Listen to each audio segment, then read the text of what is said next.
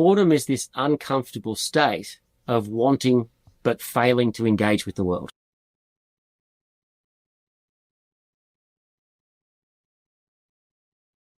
Why do we get bored? There's lots of different reasons why we might get bored, right? The prime one that most people think about is monotony. If something's just unchanging over and over and over again, like, that sort of monotony, that repetition, that nothing's changing, that can be very boring.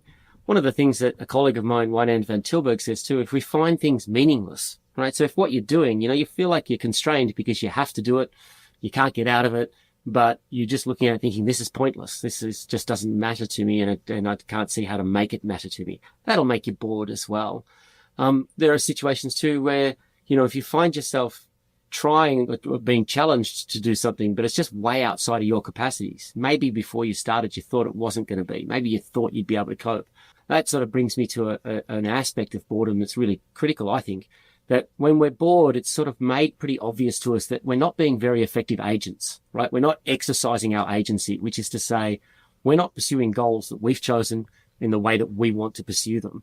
Do we need to be bored, though? Like, is there something in our brains that, like, look, boredom is boredom good in a way? Boredom absolutely serves a purpose in our lives. It absolutely has a function that's worthwhile for us. So I don't like to make the judgment, is boredom good or bad? It's what we do with it that makes it good or bad. But the signal itself is useful. It's functional. And what do I mean by that? It's a call to action. So what boredom is telling us in that moment when we feel it, it's saying, whatever you're doing right now is not satisfying you. It's maybe not meaningful enough. It's maybe not challenging enough. You need to find something else. You need to explore your environment for something else. And when you suggest that boredom serves a functional sort of purpose in our lives, you're also sort of hinting at the fact that it might indeed have an evolutionary history. If boredom is functional, then presumably it was selected for. And if it was selected for in evolution, then presumably we can see it in other animals.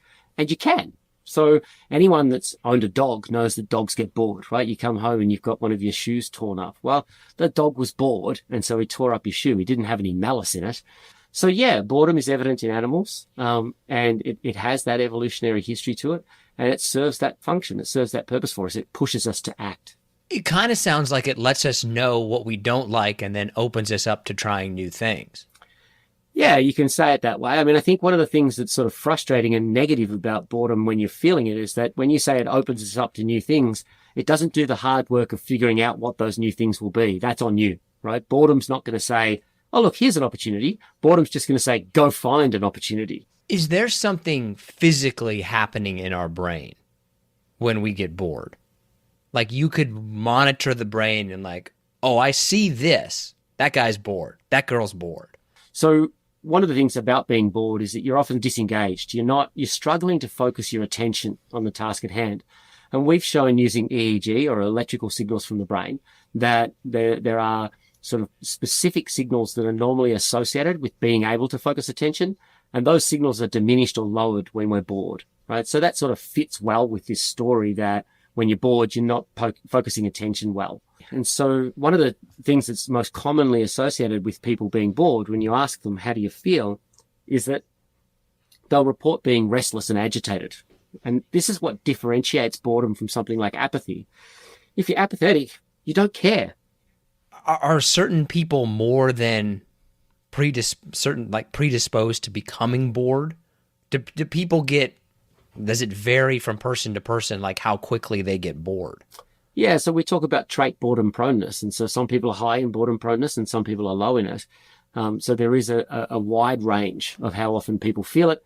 And there are a range of sort of individual differences that we would talk about that make someone a little bit more prone to boredom. One of the common ones that we've researched a lot is the capacity for self-control. And I want to be clear here about what we're sort of talking about.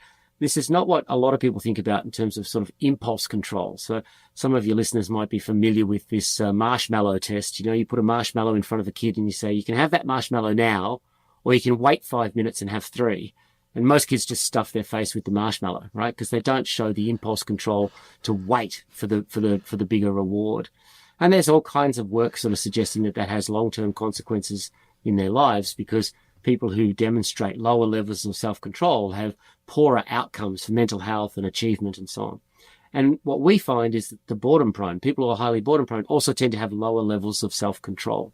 They tend to also, there's sort of different ways in which humans pursue goals. And one of the distinctions that social psychologists will make is between what's sort of colloquially known as a just do it mode, people who get on with things, people who just go from one goal to the next and they very rapidly transition.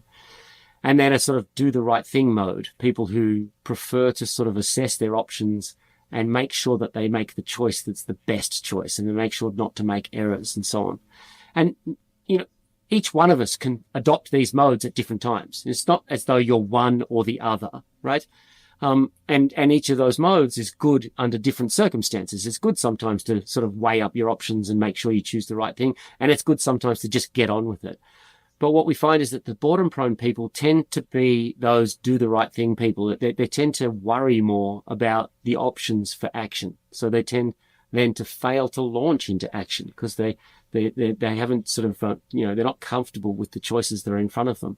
So that's an individual difference in how people pursue goals that is important. There are a number of others as well. We find that people who are high in neuroticism, so they tend to have a lot of worry about life, they tend to be higher in boredom proneness as well. And there's even things that like people who are higher in what's known as covert narcissism. So covert narcissism is a person who sort of believes the world has failed to see their talents, has failed to see how brilliant they are. And so they're sort of a bit bitter about it, but they're not the arrogant in-your-face narcissist. They're just sort of a bit bitter about the fact that the world hasn't recognized their skills and talents yet. Those people tend to also be high in boredom proneness. So those are the kinds of individual differences that we know about so far that are associated with being more likely to experience boredom. Is it tied to just overall intelligence in any way? It's an interesting question that there's not a lot of research to suggest that it's tied to intelligence, that the more or less intelligent people are more or less likely to be bored. It does have an impact on achievement. So we find that people who are more boredom prone don't tend to do quite so well in school. But it's not a big difference. It's not as though a boredom prone person goes from an A student to a D student. It's more like a couple of points that are lost, but sort of fairly consistently. So intelligence, hasn't shown up as a prime factor in boredom proneness. The big questions that I had going into this, right? Like, okay, well, why do we get bored? And then how do we keep ourselves from getting bored? That's the $64,000 question, and I get asked it a lot. There's a sort of triumvirate of things that you can do when you're in the moment of being bored. I'm not sure how well this helps the chronic bored person.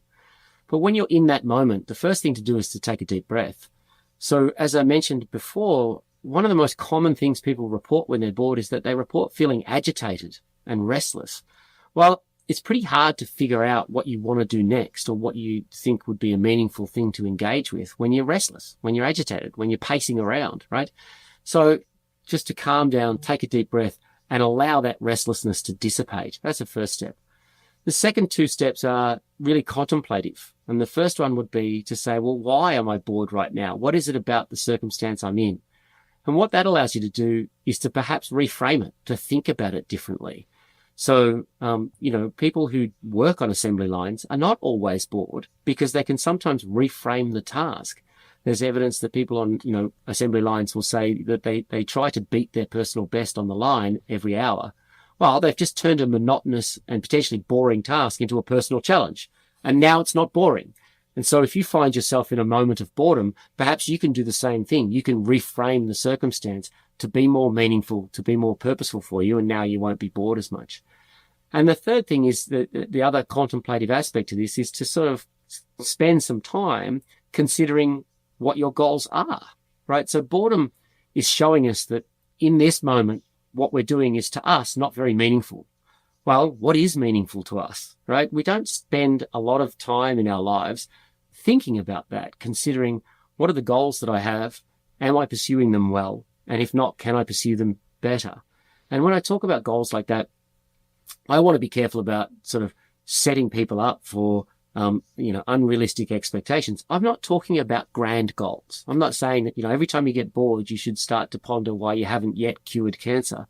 I'm thinking about any type of goal that's personally relevant to you. And they could be big and small. It could be from anything from, wanting to sort of foster better relationships with your family and friends, or wanting to get something small achieved in a hobby. Doesn't really matter what the size or scope of the goal is. What matters is that it matters to you. I think of always in terms of like opposites. And the only thing that I can compare it to that I've heard about is like the flow state, where somebody, usually it's like extreme athletes, are just totally, completely focused. Can we learn anything? Like, does the opposite of boredom teach us anything about boredom? Yeah, I think it does. But I think what I would say to you is that there are many opposites of boredom, and flow is only one. And flow is a fickle beast. I mean, any of your listeners who've experienced it, the thing to contemplate about flow is, have you ever intentionally tried to make it happen?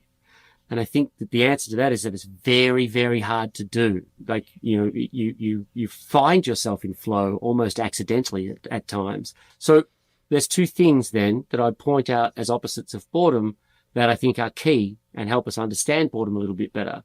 So one is that the opposite of boredom in all its many forms is just being engaged. So if you're engaged with the world, either because you're curious or you're relaxing or you're in flow, then you can't be bored, right?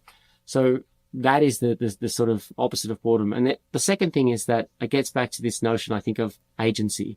So when you're the one that's in control, when you're the one choosing what you're doing now, I think it's very hard for me to imagine also being bored. You're demonstrating to yourself that you're the agent, you're the author of your actions. And in that state, when you're successfully expressing your agency, I think it's very hard to be bored. Are you ready for some harder / listener submitted questions? Fantastic. Yes. What do you think about the saying, only bored people are boring? Yeah, only boring people get bored. It's a moral judgment, and I don't think it's right. What I think it says is that people who make that claim just deal with their boredom exceptionally well. So, in the book that I wrote with my colleague John Eastwood, Out of My Skull, I had the good fortune of interviewing Chris Hadfield, who was the Canadian astronaut who ran the International Space Station in the 2010s. And Hadfield claims that only boring people get bored and that he never gets bored. And then you have a conversation with him that goes on for a little while and you find out that's not true. He gets bored. So he grew up on a farm in southwestern Ontario, and he describes, plowing the fields. And you see, he really enjoyed plowing the fields. You'd see this open field in front of you and your plowed field behind you, so you could see your progress and you could understand that you're achieving a goal and you're doing a good job. But what he really hated was this other job he had to do, which was known as harrowing. And harrowing, I had no idea what this was, is apparently plowing a field that's already been plowed. So you're breaking up big chunks of mud and making it into smaller chunks of mud. So in front of you is mud, behind you is mud, you can't see your progress, and it's boring. And so he said that whenever he had to do that, he would challenge himself by trying to see how long he could hold his breath for. And I'm like, thinking in the back of my mind, I didn't want to insult the guy, but, probably not the greatest idea to be doing something like that while you're, piloting heavy machinery. But that's all right. The point being that Chris Hadfield indeed gets bored, but when he does, he almost immediately finds something to occupy his mind that puts the boredom aside. And so I think that for the people who say only boring people get bored, what they're really saying is that, when I get bored, I'm really quick at dealing with it. So why aren't you? And one of the things too that we know from a recent study, again from a colleague of mine in the UK, Wynand van Tilburg, is that there's actually characteristics of boring people that are not about how often they get bored. We code people as being boring if they don't listen to us.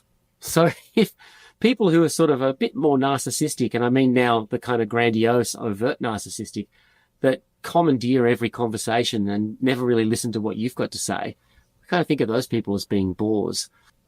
Why are some people boring though, right? Like some people are just like, God, that person's boring. Is it them or is it me? The thing that came out in that more recent study was that, yeah, people who just don't listen. If you're in a conversation and you don't engage the other person, we all want to feel like what we do matters. But if you're the only person talking and you're the only one that's got anything that you think's relevant, then everyone else has to sort of take a back seat. And that is not really the best way for social interactions to evolve. And so I think that's one of the main characteristics that makes us code other people as being boring. Is this a mathematical formula in some way? And maybe this is a great analogy, maybe this is a terrible analogy. But can you look at certain things and be like, okay, that is going to be boring to people. If you make a movie about this and you put this in it and you put that in it and you put this in it, people are going to get bored. Like, can you look at things and be like, that's boring, that's not? Not really, because it is a kind of, what makes something boring or not boring is a little bit like happiness. What makes you happy is sort of idiosyncratic to you, right? I can't sort of tell you, you know what, you should do this because this makes me happy. I shouldn't do that and hope that somehow that's going to work for you. And the same thing is true of boredom. Whatever makes me happy, whatever makes me bored is unique to me. There's millions of people out there who are philatelists that spend a lot of their time poring over stamps and looking at stamps, and they get great joy out of it. And many of us might look at that and say, I can't imagine anything more boring. Well, too bad you don't have to, because, that just means it's not for you. So I don't think there's anything that we can point to and say that's an objectively boring thing. I know there's not a way to like rank this in terms of a scale of 1 to 10, but how big of a problem is boredom for us?